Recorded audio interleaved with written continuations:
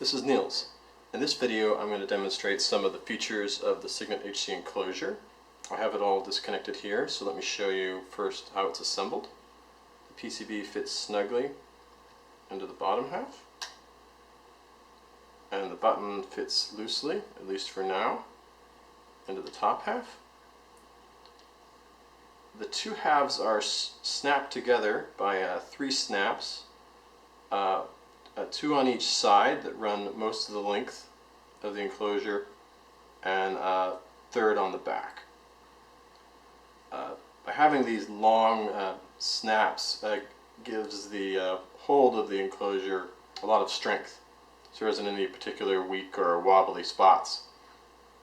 Let me show you how it's snapped together. What you do is you just line up one edge,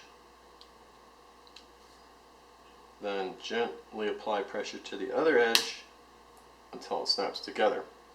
And you'll see that this partition line is very tight, and the device will not come unsnapped very easily on its own. Pretty much the only way to separate the halves of the enclosure is to apply a leverage between the two halves. And if you do need to get access to the inside in the PCB, we've added this little slot in the keyring loop portion of the enclosure. And what you can do is insert something like a flathead screwdriver into that part, and then slowly apply leverage until it pops apart, and then there you are. We thought it was very important to make the device openable, so that if you wanted to take this PCB and put it in a different enclosure, or to use these signal lines to debug the current firmware or your own firmware, you could do so. The risk to your data, if somebody manages to get at this PCB, is relatively minimal.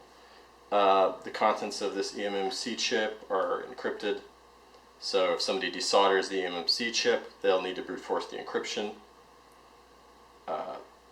The contents of the flash memory of the microcontroller are also encrypted, and those contents also contain the encryption keys for the eMMC, which can only be decrypted with your master password, which should be strong if you formed it correctly.